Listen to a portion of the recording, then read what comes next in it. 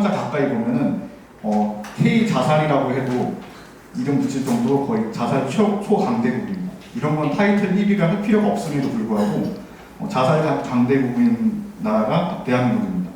그래서 OECD 자살률 1위라는 소리를 제가 고등학교 때부터 들은 것 같아요. 거의 한 세대에 걸쳐서 자살률 타이틀 1위를 방어하고 있습니다. 이런 거 굳이 방어할 필요가 없는데, 근데 지금 또 논의되고 있는 게 쉬었음 청년이라는 말이 좀 최근 유행하고 있죠.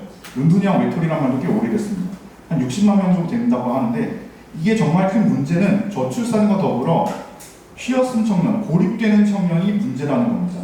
그리고 이 청년들은 대부분 정신적 어려움도 갖고 있겠죠. 당연한 겁니다. 그리고 이 청년들이 일본의 사례처럼 쉬었음 중년이 되고 쉬었음 노년이 될 거라는 겁니다. 굉장히 큰 문제인데, 이런 게 바로 고립으로 사회적인 고립이 돼서 고립되어다가 결국에 자살을 선택하는 것. 우리가 이제 보통 비극적 선택을 했다라고 하지만, 극단적 선택을 했다고 하지만 사실 선택이 아니죠. 이건 사회적인 타살입니다. 그래서 이런 타살을, 사회적으로 포장된 타살을 할 수밖에 없는 이런 절망의 고립에서 자살로 될 수 있는 고립을 끊을 수 있는 무언가가 필요하다라고 저는 생각을 합니다. 그래서 이 고립을 끊을 수 있는 방법이 무엇일까라고 생각해서 저 나름대로 열심히 안 되는 머리를 굴려봤지만, 그래서 뭘까라고 생각하는데 저는 그걸 사회적 자본에서 찾았습니다. 사회적 자본이라는 건 그 저명한 사회학자 피에르 보르디에라는 사회적 학자가 있었는데, 이 사회적 학자가 개인이 가진 경험, 소중한 경험과 그 개인과 개인 간의 그 연결 관계망이 사회적 가치로서 환원이 되면 사회적 자본으로 축적이 될 수 있다라는 이론을 가지고 있더라고요. 근데 저는 이걸 보면서 동료 지원 서비스, 동료 지원인이 가진 회복 경험이 사회적 자본으로 축적될 수 있지 않을까라는 생각을 하게 됐습니다.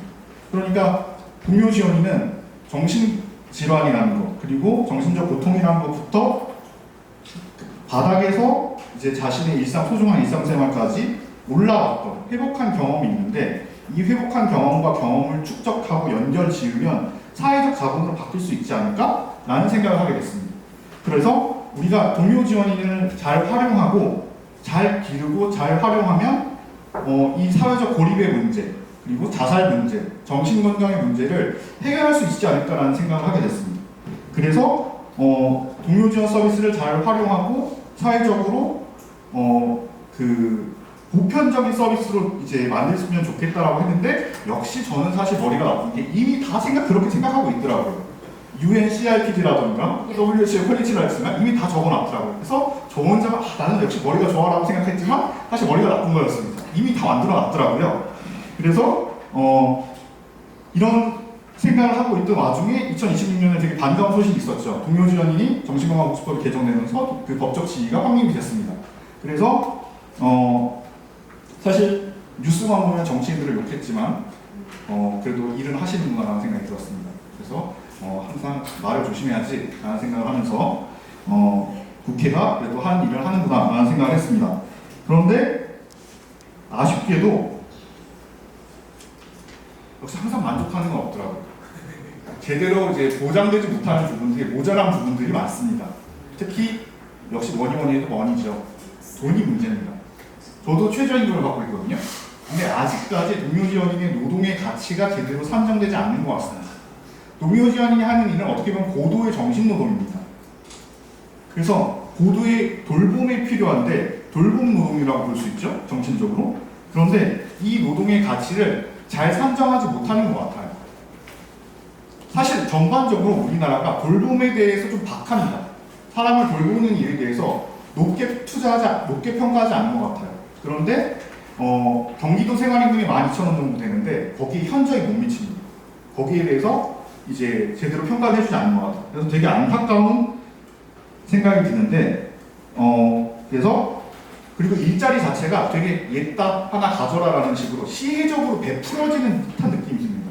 근데 이런 일자리는 시혜적으로 베풀어지는 일자리가 아니라 당연하고 마땅히 있어야 되는 그런 일자리로서, 사회적 일자리로서 당연히 보장되어야 되는 그런 위치로서 갖춰줘야 되는 겁니다. 그래서 기초정신건강센터 또는 당사자한테 동료지원 쉼터에 마땅히 그런 자리가 당연히 있어야 된다고 생각을 합니다. 그런데 여전히 베풀어진 듯이 마치 던져진 듯이 일자리가 다 있는 것이 굉장히 안타까운 현실이라고 생각합니다.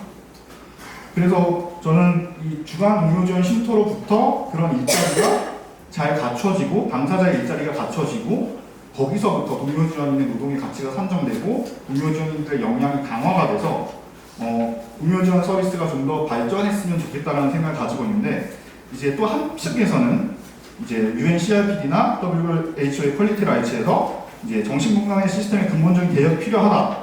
그러니까 그런 맥락에서 24시간의 위기 대응 체계도 필요하고 24시간 쉼터도 위기 대응 쉼터도 필요하다라는 주장을 하는 걸 이제 알고 있습니다. 그래서 그런 맥락도 사실은 위기에는 밤낮이 없다라는 주장에서 저는 어느 정도 공감을 합니다. 그런데 우리가 그걸 할 수 있는 지금 역량이 되냐, 동료 지원인이 그걸 할 수 있는 역량이 되냐라는 걸 냉정하게 봤을 때 아직은 이르지 않냐. 우리의 역량을 제대로 파악하고 우리가 할 수 있는 걸 해야 하지 않냐라는 생각을 해보게 되었습니다. 그래서 사실 해외에도 뭐 24시간 쉼터라든가 동료지원 주간 쉼터라든가 여러 가지 쉼터의 그 유형이 있고 그리고 잘 운영되는 사례가 있는데 언제나 좋은 제도라도 한국에 들어왔을 때 이것이 잘 운영되느냐는 별개의 얘기입니다. 그렇기 때문에 동료지원 서비스가 잘 정착되려면 이제 일자리로서의 가치 그리고 동료지원으로서의 역량이 잘 발전될 수 있는지 확인하고 검증하고 그리고 데이터를 축적해서 이제 사람들한테 보여줄 수 있는 그런 게 필요합니다. 그래서 특히 24시간 쉼터 같은 경우는 이제 위기에는 밤낮이 없으니까 응급실이 존재하는 것처럼 24시간 쉼터도 존재해야 된다라고 하시는 분이 있는데 이것은 사실 어떻게 보면 범주의 오류라고 생각합니다. 응급실이랑 24시간 쉼터는 동일한 선상에서 비교할 수 없는 거거든요. 그래서 응급실은 사실 그 3교대, 4교대가 보장되기도 하고 그리고 예산도 풍부하고 그리고 거대 병원 시스템의 법무팀까지 있습니다.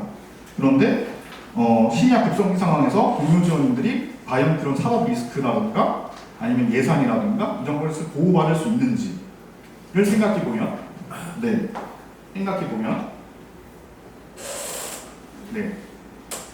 보호받을 수 있는지 보면 사실 역부족입니다.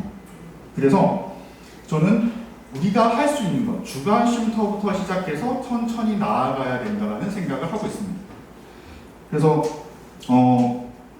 그리고 또 한 가지 있는 게 위기 쉼터를 이야기할 때 건강권 위험과 당사자 주도의 원칙이 있습니다. 그래서 사실 야간 근무 24시간 쉼터에 동료지원인을 배치할 경우에 물론 질환이나 개인의 특성에 따라서 당사자를 야간 근무를 선호하는 당사자들도 있을 겁니다. 그래서 거기에 밤에 동료지원을 배치하는 것도 가능할 겁니다. 하지만 이게 일반화될 수는 없을 겁니다. 수면이라는 것은 당사자의 회복에 매우 중요한 원칙이고 당연히 보장되어야 되는 권리입니다. 그런데 그것이 박탈된다면 이제 일반적으로 동료지원인이 어쨌든 야간 근무는 비장애인 노동자에게도 수면장애나 번아웃, 건강암 등으로 이제 꾸준한 위험 요인으로 지적되어 왔는데 그게 제대로 보장되지 않으면 당사자들도 되게 힘들 거라고 생각을 합니다. 그래서 이에 상응하는 건강보호 체계와 안전장치가 먼저 구축되어야 된다고 생각합니다. 그래서 단계적으로 접근해야 된다고 생각을 합니다. 그래서 무리한 전면 도입이 아니라 단계적으로 전략적으로 로드맵을 밟아가야 된다고 생각합니다. 그래서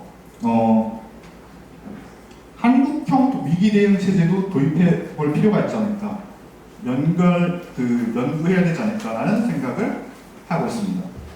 그래서 우리가 지금 가장 먼저 해야 될 것은 주간 쉼터 예산을 확대하고 동료지원인 직무를 표준화하고 임금 체계를 정비하고 체계적인 교육 시스템을 구축하고 그리고 위기 대응 매뉴얼을 축적해서 기존 제도 안에서 지금 법률이 허용하는 바에서 이제 동료 지원 서비스를 확장해 나가야 되는 것이 합리적인 판단이다라는 생각을 하고 있습니다.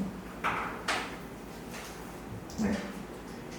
그래서 저는 세 가지를 말씀드리고 싶습니다.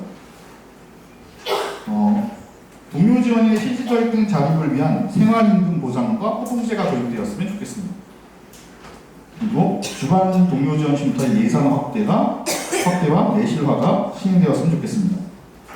현장에서 위기를 다루는 지원인을 보호할 수 있는 명확한 안전 매뉴얼과 사법 리스크를 방어할 수 있는 합법적인 제도 장치가 마련되었으면 좋겠습니다.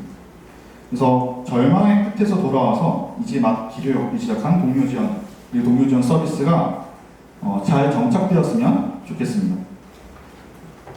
쉬는 시간 1분 지차게 되는데 죄송하고요.